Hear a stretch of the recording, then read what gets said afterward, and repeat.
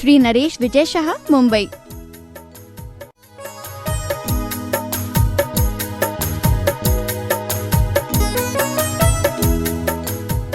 मंगलम भगवान वीरो मंगलम, गौतमो गणी मंगलम, कुंद कुंदाद्यो जैन धर्मोस्तु मंगलम, सर्वमंगल मांगल्यम सर्वकल्याणकारकम, प्रधानम सर्वधर्मानां जैनम जयतु शासनम।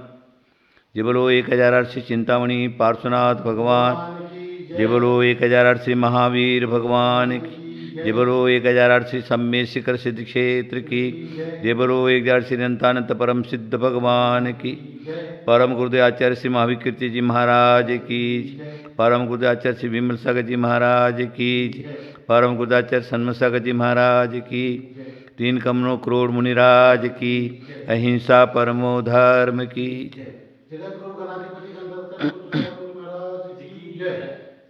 हाँ, देखिए आज हम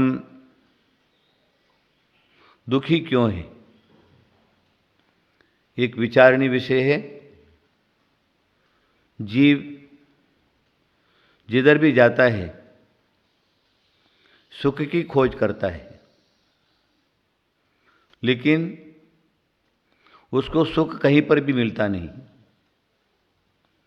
आचार्यों ने कहा है सुख प्राप्त करने के लिए हमें मार्ग वैसा ही अपनाना चाहिए। अगर सही मार्ग हमारे पास है तो हमें सुख की प्राप्ति हो जाती है, और मार्ग अगर हमारा गलत है तो सुख की जगह पर दुख की प्राप्ति होती है। जीव संसार परिभ्रमण काल में जहाँ पर भी जाता है वहाँ सुख की खोज करता है, मुझे सुख चाहिए, मुझे सुख चाहिए, मुझे सुख चाहिए। लेकिन अभी तक उसको सुख की प्राप्ति क्यों नहीं हुई, शांति की प्राप्ति क्यों नहीं हुई, ये एक विचारणीय विषय है। देखिए भव्यात्माओं, हमें क्या करना है, हमें सही मार्ग अपनाना है। सही मार्ग बताने वाले जो गुरुजन हैं उनकी शरण में जाना है। सही मार्ग सुख का मात्र गुरुजन ही बता सकते हैं। हम गुरुजनों की शरण में जाएं, उनके पास बैठें और उनसे पूछें, भगवान मैं संसार में भटक रहा हूं और जिधर जाता हूं उधर दुख ही दुख मिलता है। देखिए हमारे कुंद कुंद स्वामी ने समयसार की चौथी गाथा प्रस्तुत किया है। शिष्य आचार्य परमेश जी के चरणों में बैठा हुआ है और शिष्य प्रश्न करता है, भगवान काम भोग बंद कहा सुलभम। काम भोग बंद की कथा सुलभ है, जिधर भी हम जाते हैं उसकी प्राप्ति सुलभ हो जाती है। किंतु जो आत्मतत्व की बात है, सुख की बात है, वो हमें जल्दी से जल्दी क्यों नहीं प्राप्त होती है। तब कुंद कुंद भगवान ने शुद्ध परिचिदान भूया सर्व स्वीकाम भोग बंद कहा, ये गाता दे दिया। शुद्ध परिचिदानुभूवा, काम भोग बंद की कथा सुनी है और अनुभव में दिया है। शुद्ध परिचिदानुभूता और परिचित है, और जिधर जाओ उधर वही वही सुनने को मिलता है, इसलिए सुलभ है। लेकिन जहाँ सुख की बात है, शांति की बात है, आत्मा की बात है, आत्मिक सुख की बात है, उसने न कभी सुना है और न ही ऐसे निमित्तों के पास गया है और न ऐसा कभी प्रयत्न किया है। इसलिए काम भोग बंध की कथा तो सुलभ है, लेकिन आत्मिक सुख की बात जो है वह सुलभ नहीं है, दुर्लभ है। मेरे कहने का यही एक मतलब है। संसारी जीव काम भोग बंध की कथा जो है उसमें रचा पचा है, उसमें उसकी आसक्ति है, उसी की ओर उसका बढ़ना है और प्रयत्न पुरुषार्थ भी उसका उसी रूप में हो रहा है। इसलिए जो हम चाहते हैं उसका मार्ग अगर हमने नहीं अपनाया तो हमें वो प्राप्त नहीं हो सकता। हमको जो चाहिए उसी मार्ग पर हमको जाना पड़ेगा। उदाहरण के लिए, अगर हमको सम्यक शिखर जाना है तो सम्यक शिखर का क्या मार्ग है, उसी मार्ग पर अगर हम जाएंगे तो हमें सम्यक शिखर की प्राप्ति हो जाएगी। हमें दिल्ली जाना है तो दिल्ली का मार्ग अपनाना पड़ेगा। मद्रास जाना है तो मद्रास का मार्ग अपनाना पड़ेगा। कहने का मतलब क्या है, जहां हमको जाना है वहां वही मार्ग हमको अपनाना पड़ेगा। अगर वो मार्ग सही मिल गया, बताने वाला सही हुआ, तो हम जिस स्थान पर जाना चाहते हैं वहां हम पहुंच सकते हैं, नहीं तो नहीं पहुंच सकते। मैं आपको श्रृंखला पहली उपदेश का एक उदाहरण प्रस्तुत करता हूं। आज हम सब लोग गलत मार्ग पर चढ़ गए। हमारा मार्ग सही नहीं है। हमारा संयम बिगड़ा, हमारा चारित्र बिगड़ा, हमारा रहन सहन बिगड़ा और हमारा खान पान बिगड़ा। उसके कारण सही मार्ग पर हम जाना भी चाहते हैं तो भी जा नहीं पाते। हमें सही मार्ग के लिए जो जो निमित्त कारण हैं उन निमित्त कारणों को हमें मिलाना पड़ेगा, तो हमारे कार्य की सिद्धि हो सकती है। देखिए, हमारी जो भी मानसिकता है, हमारा व्यवहार है, हमारा चारित्र है, हमारा संयम है, हमारा खान पीन पान है। चलो मैं बाकी सब बातों को अलग रखते हुए आज सिर्फ लोगों के खान पान पर प्रकाश डालता हूं। नीतिकारों ने कहा है, जैसा खावे अन्न वैसा होवे मन, जैसे पीवे पानी वैसी बोले वाणी। जैसा खावे अन्न, अगर हमारा अन्न जो है खराब है, अच्छा नहीं है, सात्विक नहीं है, तो हमारा मन भी सही नहीं हो सकता। हमारा मन जो है अगर सही रखने के लिए हमें हमारा खान पान शुद्ध रखना पड़ेगा। जैसा खावे अन्न वैसा हुए मन, और जैसा पीवे पानी वैसी बोले वाणी। पानी जैसा पीता है वैसी हमारे मुंह से वाणी निकलती है।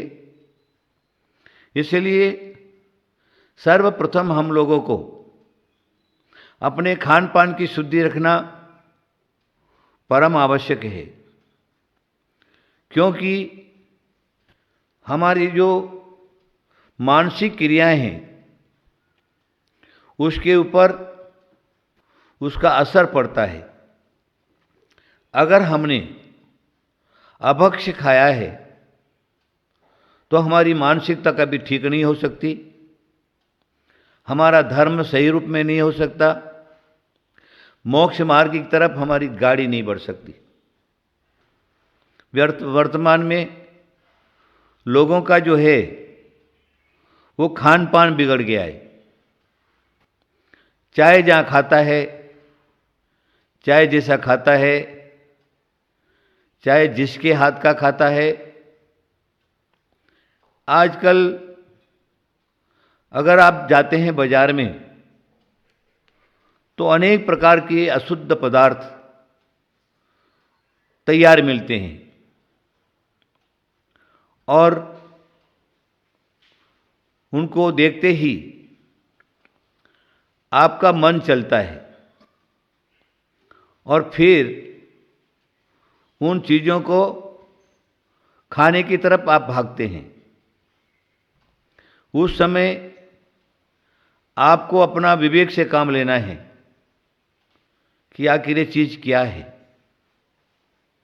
किसने बनाया है, कैसे बनी है, किन पदार्थों से बनी है, ये हमें ध्यान रखना परम आवश्यक है। हमारे आचार्यों ने लिखा है, तुम शुद्ध खाओगे शुद्ध भाव बनेंगे, अशुद्ध खाओगे अशुद्ध भाव बनेगा। हमारे प्रथमानुयोग ग्रंथों के अंदर एक विवरण आता है। एक साधु महाराज आहार के लिए निकले। क्या होता है, एक सेठ के घर पर सेठ की सेठानी ने उनका परगहन कर लेता है, नवदा भक्ति करती है और क्या क्या भोजन बना है सोने चांदी की थाली में सब पदार्थों को लगा लेती है। महाराज के सामने वो खाद्य पदार्थ उपस्थित किए जाते हैं। मन शुद्धि, वचन शुद्धि, काय शुद्धि, आहार जल शुद्ध है बोलने के बाद महाराज का आहार प्रारंभ होता है। अब क्या होता है, वो पदार्थ महाराज के पेट में जाता है। जैसे जैसे वो पदार्थ जाता है वैसे वैसे वो महाराज का परिणाम खराब होता है। अंदर सोचते हैं कि चोरी करना चाहिए। अब क्या होता है, मुनि महाराज चोरी करने के भाव, बड़ी विचित्रता है। आखिर वो अपने भावों को नहीं रोक सके। क्या होता है, आहार हो गया, हाथ धो लिए, उसके बाद जब इधर उधर दृष्टि डालते हैं तो देखते क्या हैं, वो सेठानी का सोने का हार जो है वहां पर खूंटी पर लटका हुआ है। तब उनके भाव होते हैं, ये सोने का हार अपने को ले लेना चाहिए। ठीक है, सेठानी की नज़र बचा ली, वो हार उठाया, कमंडल में डाल दिया और महाराज वहां से आहार करके चल दिए। पहुंचे, संघ में पहुंचे। जब वो ध्यान करने के लिए बैठे तब उनके दिमाग में आया कि अरे मैं तो साधु हूं और साधु होने के बाद जो क्या है, ये चोरी करने का कार्य मैंने कर लिया। मैं तो अचौर्य व्रत का धारण करने वाला महाव्रती हूं, और ये अकार्य मेरे से कैसे संपन्न हुआ। हाय हाय, अच्छा नहीं हुआ। पश्चाताप करने लगे, गुरु के चरणों में पहुंचे। गुरु के चरणों में पहुंचने के बाद आलोचना करते हैं, भगवान इस प्रकार की घटना हो चुकी है, अब मैं क्या करूं। इधर ये हो रहा है, उधर सेठानी अपने काम से निवृत्त हुई। उसने अपना हार देखा तो खूंटी पर हार नहीं था। तब बड़ी सोची समझी, ढूंढा, कहीं पर भी नहीं मिला। सेठ जब भोजन के लिए आए, सेठानी ने सेठ के सामने बात रखी, किस प्रकार मेरे सोने का हार लगा हुआ था और वो सोने का हार अब नहीं मिल रहा है, इसलिए मेरा सोने का हार मुझको मिलना चाहिए। सेठ बोलता है, अरे सेठानी, अपने घर के अंदर कौन आया? बोले, मुनिराज आए थे, आर किया और चले गए। सेठानी को शंका होती है, कोई आया नहीं और हार कौन लेकर के जा सकता है? हो सकता कहीं मुनि महाराज तो नहीं लेके जावे। सेठानी ने सेठ के सामने वो बात रखी। तब सेठ कहने लगे, अरे कैसी तो बात करती, तो मुनि महाराज की इतनी भक्त और मुनि महाराज के ऊपर शंका करती है। नहीं नहीं, हो सकता कुछ न कुछ तो मुझको नजर आता है। आप उनके गुरु के पास जाइए और इस प्रकार इस घटना को उनके गुरु के सामने रखिए। तब वो सेठ जा रहे हैं, उधर गुरु मुनिराज को कहते हैं, अरे साधु, तुम्हारे से अकार्य हो गया है, धर्म की प्रभावना अप्रभावना नहीं हो, लोगों के विश्वास खत्म नहीं हो, इसलिए तुम क्या करो, ये हार को ले जा करके उनको दे करके आ जाओ, चुपचाप दे करके आ जाओ। तब वो उधर से हार लेकर के आ रहे, दोनों की रास्ते में भेंट हो गई। सेठ ने चरणों में नमस्कार किया, चरण स्पर्श किए। सेठ पूछने लगी, महाराज जी कहाँ जा रहे? महाराज पूछते, सेठ तुम कहाँ जा रहे? अरे बोले, महाराज जी बात मत पूछो, मेरे घर में इस प्रकार का सोने का हार सेठानी का था, उसकी चोरी हो गई है, इसलिए मैं तुम्हारे गुरु को पूछने के लिए जा रहा हूं कि आखिर मेरा हार वो किसने लिया। तब मुनिराज कहने लगे, अरे सेठ, ये तुम्हारा हार मेरी गलती से मेरे कमंडल में आया है, मैंने उसको उठाया है, इसलिए तुम सबसे पहले ये हार तुम अपने हाथ में पकड़ो। सेठ के हाथ में मुनिराज ने हार पकड़ा दिया। सेठ मुनिराज का चेहरा देखने लगे, आश्चर्यचकित हुए कि महाव्रती ये कैसे कैसे कर सकते हैं। तब मुनिराज कहने लगे, सेठ तुम्हारा हार तुमको मिल गया ना? बोले, हाँ मिल गया, अब तुम चलो हमारे गुरु के पास। तब गुरु के पास उसको लेके जाते। गुरु कहते हैं कि जो अकार्य है वो हो चुका, लेकिन महाव्रती ऐसा काम नहीं कर सकते, इसमें कोई न कोई कारण होना चाहिए। तब उस सेठ से पूछा, सेठ एक बात बताओ, तुम धंधा क्या करते हो, तुम्हारा व्यापार क्या है? तब वो सेठ कहने लगा, महाराज मेरे व्यापार की बात मत पूछो, मेरी दुकान रात को 12 बजे खुलती है और 5 बजे बंद हो जाती है। उसमें क्या करते हो? जो चोर लोग जो हैं वो चोरी करके जो सामान लेकर के आते हैं उसको मैं सस्ते में ले लेता हूं और फिर उसको बिक्री कर देता हूं। ये मेरा व्यापार है। तब गुरु महाराज कहने लगे, अरे सेठ, यही एक कारण है, तुम्हारा चोरी करने के व्यापार से धनार्जन किया, उस धन से तुमने मुनिराज को आहार दिया उस पदार्थ से, इसलिए मुनिराज के भाव चोरी करने के हुए। अभी एक दृष्टांत है, कहानी है। उसी प्रकार एक मुनिराज महाव्रती, मोक्ष मार्ग की तरफ बढ़ने वाले, इस प्रकार के जो संत हैं, साधक हैं, उनके ऊपर भी वकूफ भोजन का प्रभाव पड़ सकता है। उनके ऊपर पड़ा और उन्होंने चोरी की, इस प्रकार का अकार्य हो गया। अभी आप सोच लीजिए, आज वर्तमान में हम धन के पीछे लगे हुए हैं।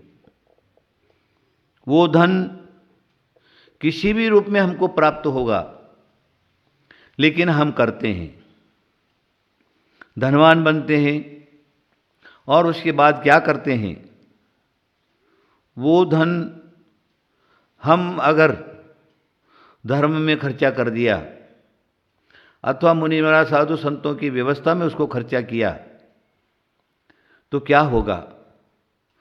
जिस परिणामों से तुमने वो धन कमाया है, उसका प्रभाव सामने वाले के ऊपर पड़े बिना नहीं रहता है। तो आज के लोग जो क्या हैं, खाने के प्रति भागते हैं, जीवालंपटी हो गए हैं, और क्या खाना चाहिए और क्या नहीं खाना चाहिए उनको उसका ध्यान नहीं रहता। खा लेंगे, लेकिन उस खाने का प्रभाव उनके तन के ऊपर पड़ेगा, मन के ऊपर पड़ेगा, स्वास्थ्य खराब रहेगा। देखिए, वर्तमान में अगर देखा जाता है, एक समय वैसा था जो 2, 4, 10, 20 गांवों के बीच में एक हॉस्पिटल रहता था, और वो भी आयुर्वेदिक शुद्ध औषधियों का। वो समय और एक आज का समय, आज का समय आप देखेंगे तो गांव-गांव में हॉस्पिटल हैं, और वो हॉस्पिटल जो क्या है, दवाइयों से भरे हुए हैं और रोगियों की लाइन लगी हुई है। हॉस्पिटल में खाट नहीं मिलती, दवाइयाँ नहीं मिलती, दवाइयाँ कम हैं और रोगी ज़्यादा बढ़ गए। ये रोगी होने का कारण क्या है?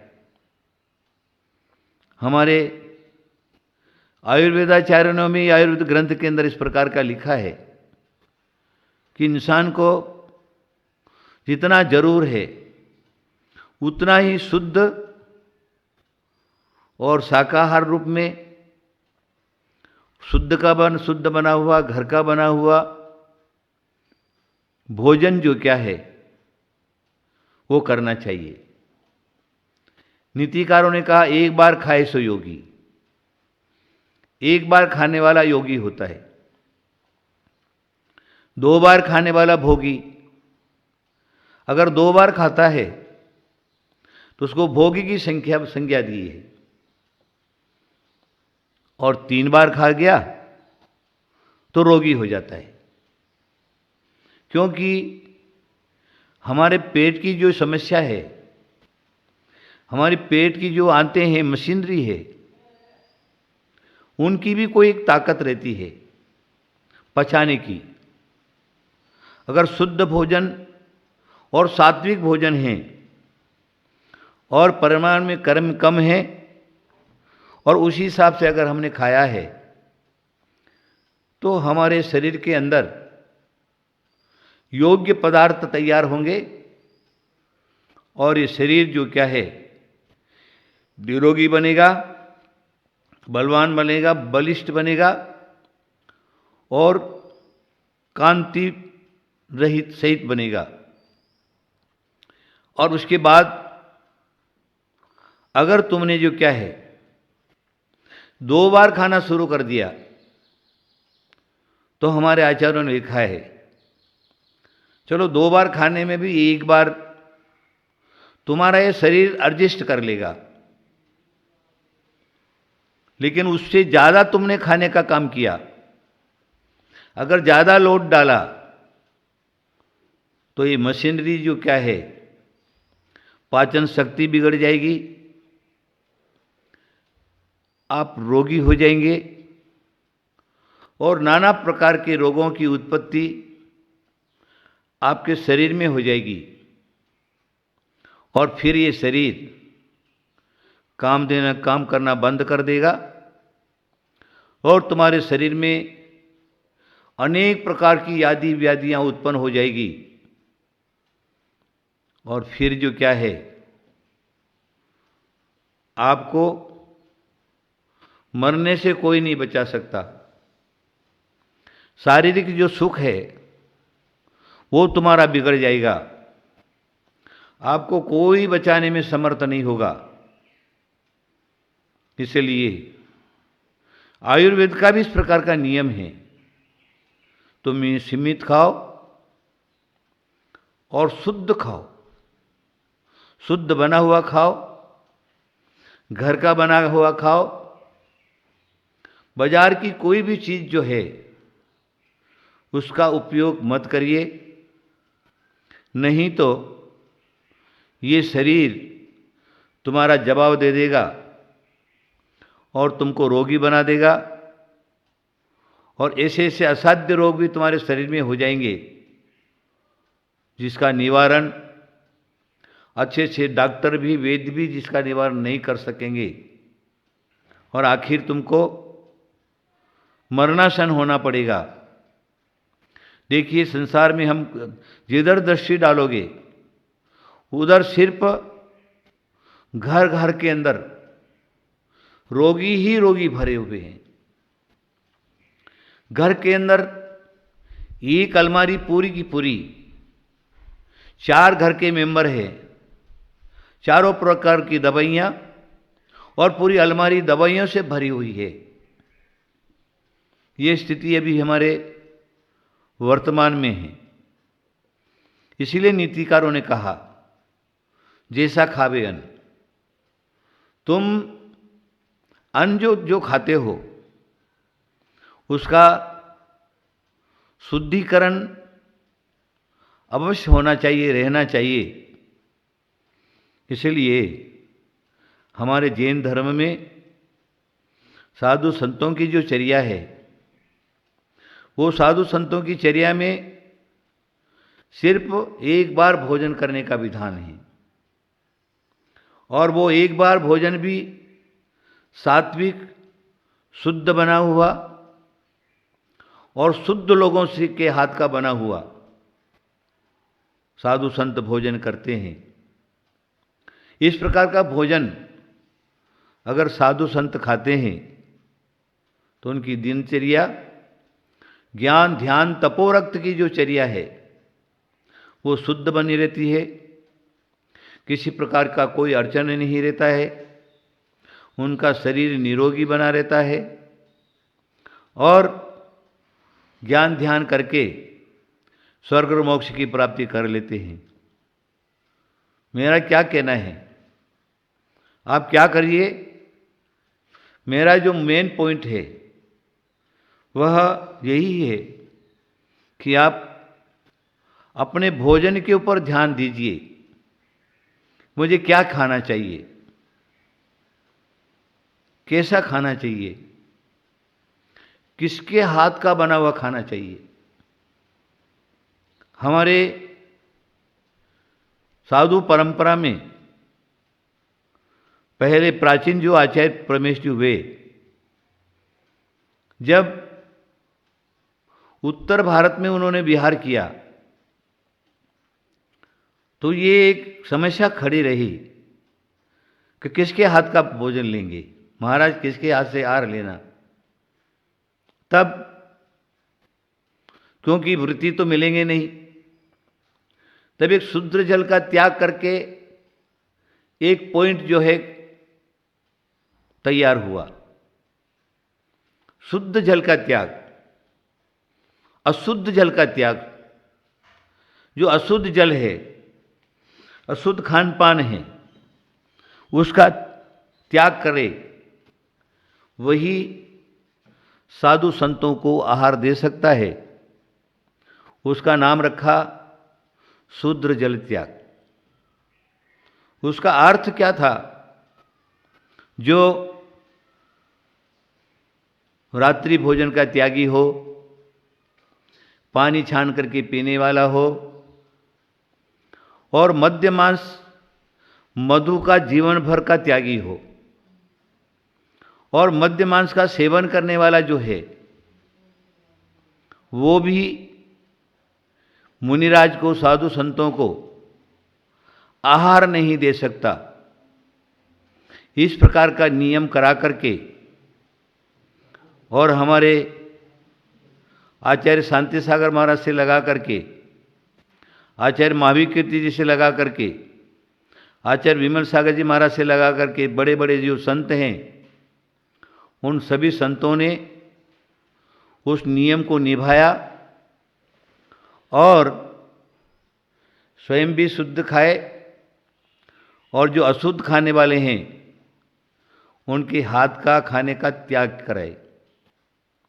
देखिए, वर्तमान में अगर आप देखते हैं तो आज हम सब लोग कुछ भी खाते और कुछ भी पीते हैं, जो मिल गया, जैसा मिल गया, मात्र खाने से काम, खाने से काम, खाने से काम।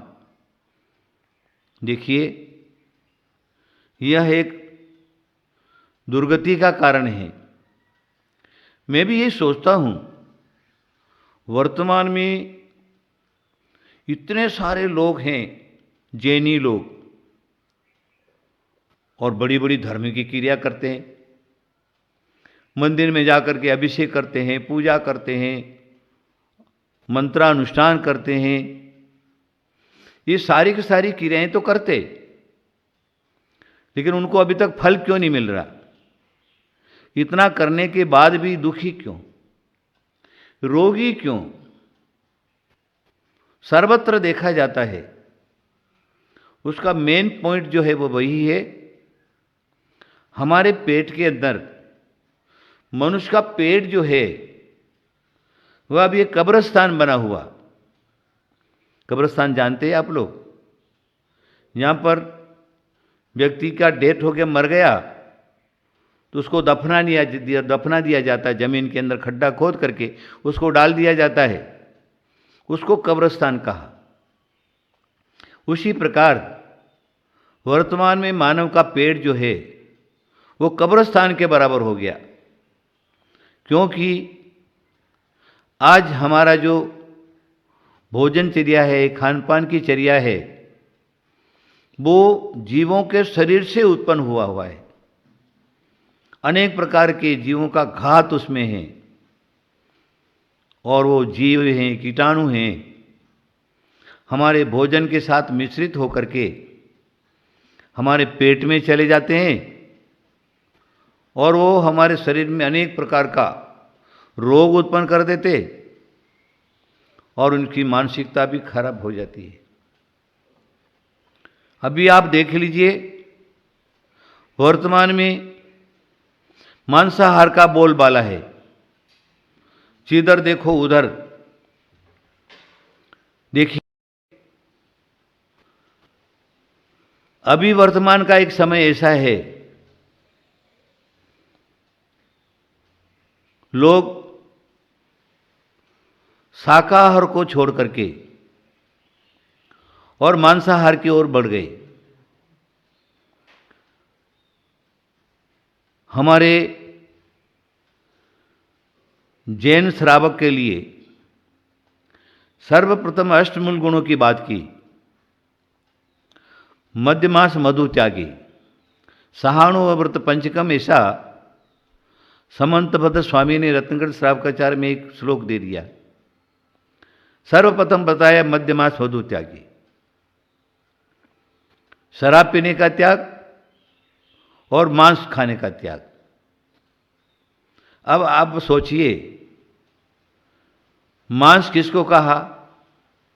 दो इंद्री से लगा करके पंचेंद्री तक जो जीव हैं, उनका शरीर का जो कलेवर है, उसको हमारे जैनाचार्यों ने मांस संज्ञा दी है। अब अगर हम उसका ध्यान नहीं रखते हैं तो हमें मांस खाने का दोष लगता है। बाजार के लिक्विड आप लोग पीते हैं, कभी आप कंपनियों में जाकर के जांच किया इन लिक्विडों में क्या है? तो अगर देखा जाएगा, पाया जाएगा, तो जो रंग बिरंगी जो बोतलें हैं उसका पानी है, खूब अच्छी तरह से पीते हैं आप, लेकिन निश्चित रूप में किसी में 10%, किसी में 20% अल्कोहल पड़ा ही रहता है। अल्कोहल कहते हैं शराब को, और वो शरीर में गया तो वो अपना कुछ न कुछ काम करेगा ही, मति भ्रष्ट करेगा ही करेगा। और साक्षात जो शराब पीते हैं उनकी तो कहनी ही क्या है। आज का समय ऐसा है, लोग शौकीन हो गए, अगर ये नहीं पिएंगे तो हम पुराने जमाने के कहलाएंगे। नया जमाने के जो लोग हैं वो क्लबों में जाते हैं, पार्टियों में जाते हैं, और वहाँ पर रंग बिरंगे पानी भी पीते हैं, और शराब की बोतलें खूब खुलती है, और लोग जो हैं खुल करके शराब पीते हैं। और विशेष बात तो ये है, पुरुष तो पीता पीता है, लेकिन महिला भी पीने लगी हैं। शौकी हो गए, शौकीन हो गए। उसके बिगर जो क्या है, उनका शौक और शान नहीं रहती है। इस प्रकार की स्थिति अभी वर्तमान में है। इसलिए हमारे जैनाचार्य कहते हैं, कम से कम मध्यमास मधु का त्यागी तो हमें होना ही चाहिए। हमारे जैन शास्त्रों की तो बात ही क्या, मैंने जैन शास्त्र की तो मैंने आपको एक कार्य का कह ही दिया है, मध्यमास मधु त्यागी सहानुभूत पंचकम। लेकिन जहाँ पर हमारे हिंदू धर्म के जो शास्त्र हैं, महाभारत हैं, भागवत वगैरह हैं, रामायण आदि हैं, ऐसे जो पवित्र ग्रंथ माने गए हैं, ऐसे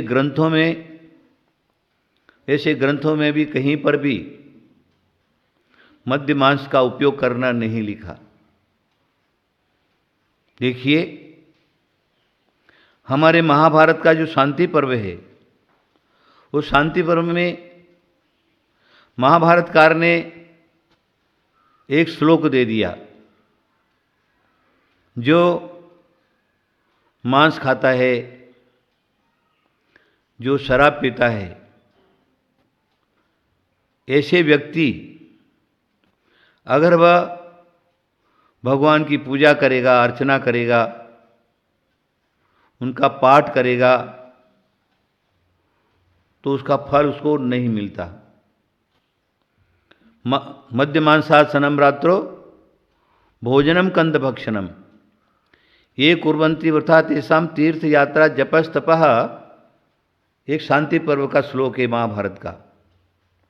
मध्य मांसासनम रात्रो भोजनम कंद भक्षणम, स्पष्ट कह रहे, मद्य पीने वाला, मांस खाने वाला, कंद खाने वाला और रात्रि भोजन करने वाला, ये कुर्वन्ति वृथा तेषां तीर्थ यात्रा जपस्तप, जो इनको करता है उसकी तीर्थ यात्रा जप तप सब व्यर्थ जाता है। वृथा एकादशी प्रोक्तम वृथा च जागरणम च हरे, चाहे वो पुष्करी यात्रा करे और हरि का जागरण करे तो भी उसको उसका फल नहीं मिलता। ये हमारे भारतीय संस्कृतियों के ग्रंथ हैं, पवित्र ग्रंथ हैं, और कहीं पर भी इस बार का एक स्पष्टीकरण नहीं आता। जो धार्मिक है, ईश्वर भक्त है, प्रभु की भक्ति करता है, वो मद्य मांस का सेवन करे। जब भी विदेशी लोग हमारे भारत में आए, उसके बाद खुल करके ये मांस और शराब का प्रचलन जो क्या है वो हमारे भारत में हुआ, और आज सभी लोग उससे प्रभावित हैं। बाजार की जितनी भी चीज़ें बनती हैं वो सारी की सारी चीज़ों में ये सब जो क्या है मांस का और शराब का किसी न किसी रूप में उपयोग किया जाता है, और आप लोग जो क्या हैं खूब उसको टेस्ट समझ करके खाते हैं। अब आपने खा तो लिया, लेकिन उसका प्रभाव क्या हुआ, आपकी मति भ्रष्ट हो गई, आपका शरीर ने जवाब दे दिया, और जैसा चाहते हैं वैसा आप नहीं कर पा रहे। आपका रास्ता बिगड़ गया, आपका मार्ग बिगड़ गया, और धर्म का फल नहीं मिल रहा। बाहर दिखावे में लोग धर्म तो बहुत कर रहे, देखा जाता है। अभी वर्तमान में बड़े बड़े प्रवचनकार साधु संत हो गए, साधक हो गए, और ऐसे साधु संतों के साधकों के प्रवचन में लोगों की भीड़ लगी रहती है। लेकिन इतना होने के बाद अगर देखा जाए क्या खोया क्या पाया, तो कुछ भी नहीं मिलता।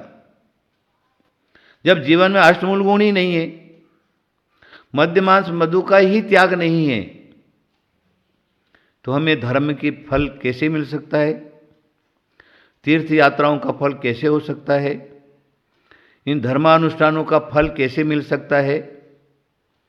क्योंकि हमारा जो क्या है मेन पॉइंट जो है वही खराब है। देखिए, मैं और आपको महाभारत की ओर लेके चलता हूं। हमारे महाभारत ने एक उदाहरण उपस्थित किया है। महाभारत का युद्ध प्रारंभ है, अर्जुन के बाणों से भीष्म पितामह आहत हो गए, धरती पर गिर पड़े, सरसैया हो गई, बाणों की सैया तैयार हो गई, बाणों की सैया पर पड़े हुए हैं। दोनों पक्ष के लोगों ने युद्ध बंद कर दिया। पितामह के नजदीक जाते हैं, रोते हैं दोनों जने, दुर्योधन के पक्ष के भी, युधिष्ठिर के पक्ष के भी। दारा श्री कृष्ण भी सामने उपस्थित हैं। फिर दुर्योधन पक्ष के भी और युधिष्ठिर पक्ष के भी पितामह को कहते हैं, पितामह जो कुछ हो गया सो हो गया, होने को कोई नहीं टाल सकता है। अब आप तो मरणासन हो गए, आपके बिना हम सब लोग असहाय हो जाएंगे। अब हमारा इस दुनिया में कोई नहीं है सद्मार्ग दिखाने वाला। इसलिए आप क्या करिए, कुछ अंतिम उपदेश दीजिए ताकि हमारे जीवन में यादगिरी बनी रहे। तब वो दोनों पक्षों की बात को सुन करके द्रौपदी वहां पर खड़ी हुई है।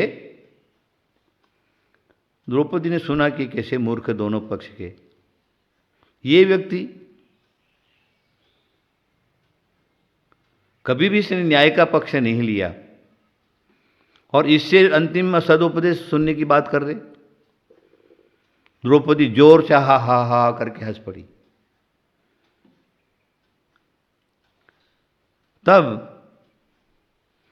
दुर्योधन पक्ष के लोग भी और युधिष्ठिर पक्ष के लोग भी द्रौपदी को कहने लगे, रे द्रौपदी, ऐसे असमय में हमारे पितामह तो मरणासन हैं और ऐसे समय में शोक करना चाहिए, दुख व्यक्त करना चाहिए, वो तो नहीं कर रही और तुम तो हंस रही है। क्यों हंस रही? तब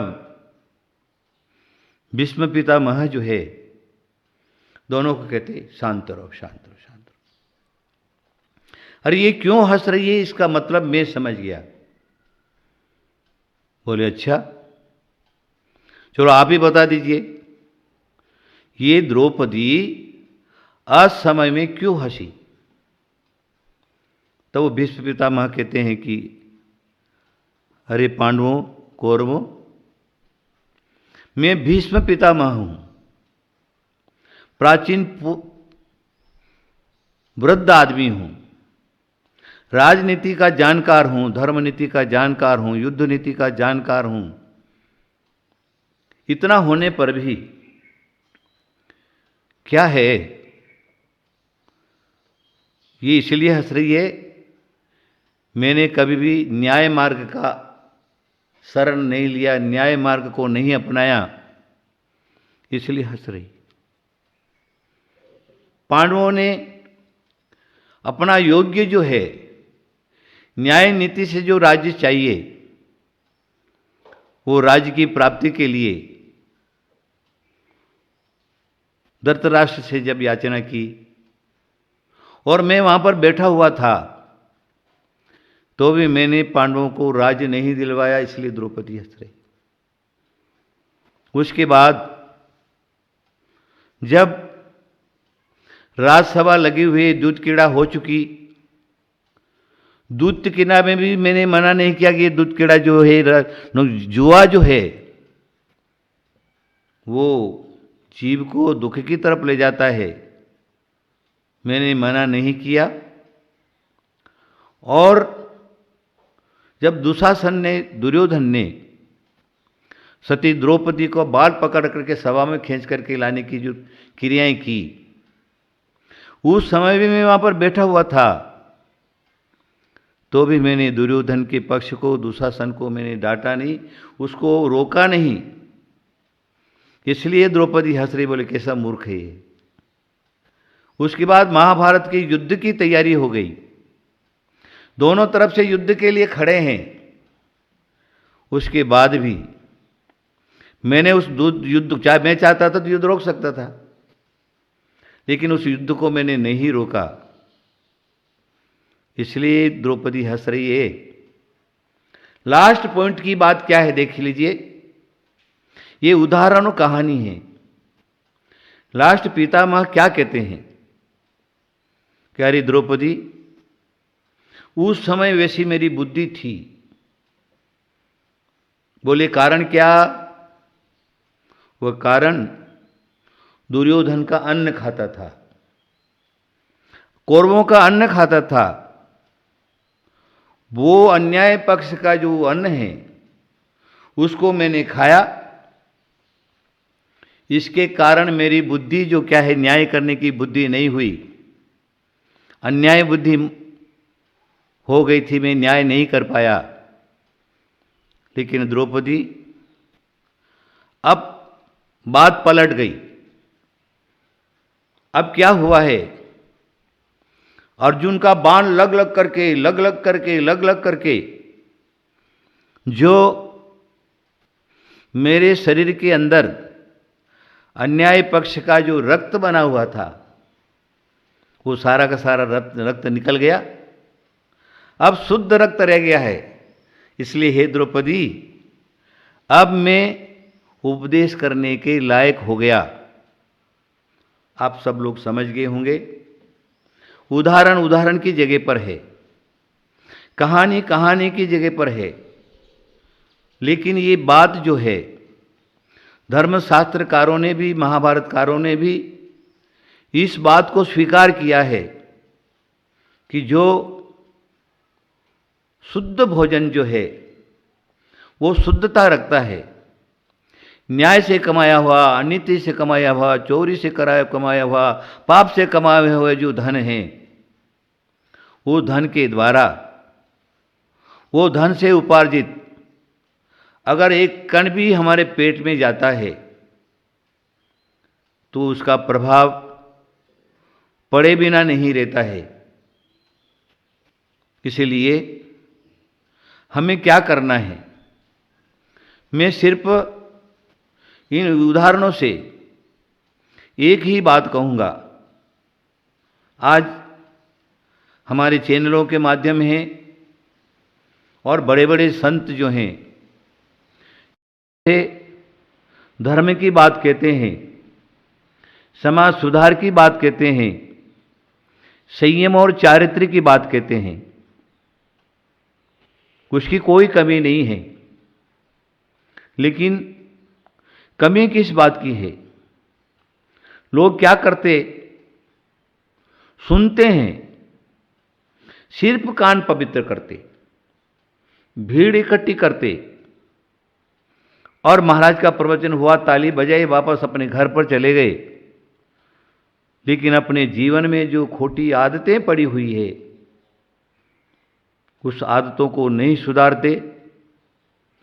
खुलेआम शराब पीते हैं, खुलेआम मांसाहार करते।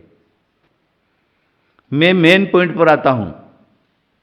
अभी वर्तमान में 1.5 साल 2 साल जो चल रहा, ये 1.5 साल 2 साल के अंदर विदेशी जो रोग है वो हमारे भारत में आया। कोरोना वायरस महामारी रोग, उससे भारतवासी सारे के सारे करीब करीब ग्रसित हो गए। और दूसरी लहर में लाखों की तादाद में लोग मर गए, घर के घर बर्बाद हो गए, घर में कोई रहा ही नहीं, समझ लीजिए। तन मन धन से नष्ट हो गए।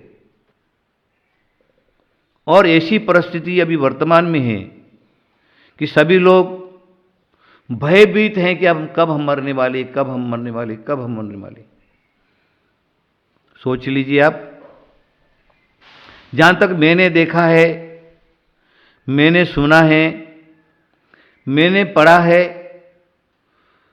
धर्मशास्त्र का चिंतन और मनन किया है, सिर्फ एक ही बात मेरे को समझ में आता है।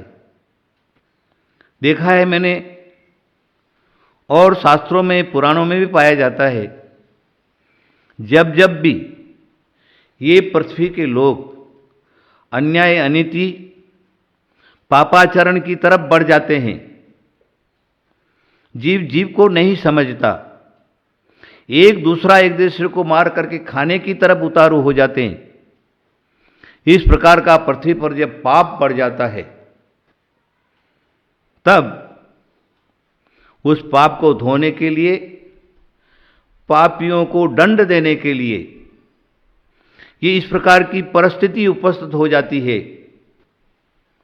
जिसको कोई बचाने वाला नहीं रहता, कोई उसको सहारा देने वाला नहीं रहता, कोई उसको सांत्वना देने वाला नहीं रहता। एक दूसरे से अलग हो जाते, जीव अकेला पड़ जाता है और उसकी दुर्दशा होती है। न्याय नीति और धर्मशास्त्र ये कहता है पापी लोग बढ़ते हैं तो सारे के सारे नष्ट हो जाते। इसलिए हमें क्या करना है, ये पाप प्रवृत्ति से बचना है। मैं तो एक ही बात जब भी बोलता हूं, एक ही बात बोलता हूं सारे देशवासियों को, सारे राष्ट्रवासियों को, अरे तुमने क्या कर दिया। पृथ्वी पर अनेक प्रकार के पशु थे, अनेक प्रकार के पशु। आज तुम लोगों ने उनको सबको मार मार करके उसका मांस तोड़ तोड़ करके खा लिया। पशुओं की जातियां खत्म हो गई, विजातियों की खत्म हो गई। पक्षी सब प्रकार के करीब करीब सब नष्ट हो गए। और अब ये पेड़ पौधे बचे हुए हैं, वो भी धीरे धीरे नष्टता की तरफ बढ़ रहे।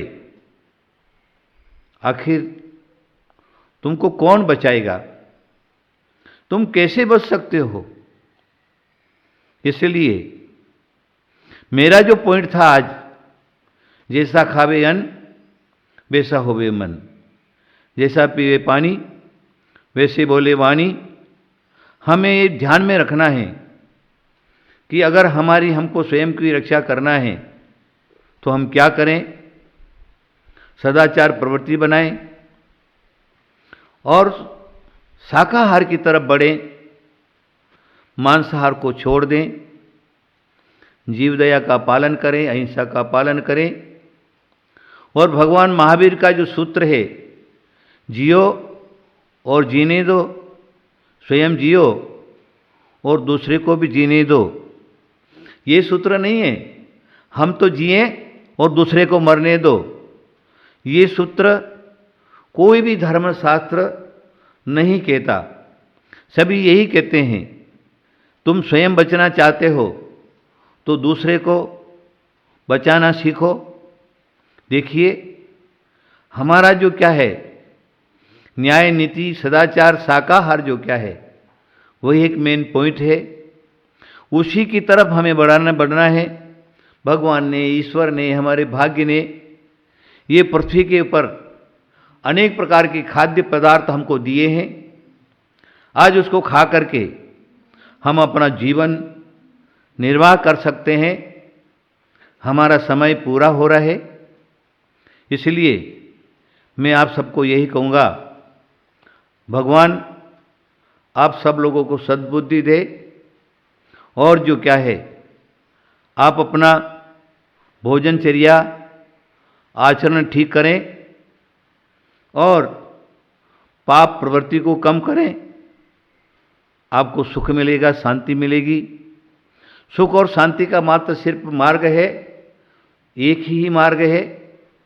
और आज नहीं तो कल, 4 दिन के बाद ये मार्ग को आपको अपनाना ही पड़ेगा।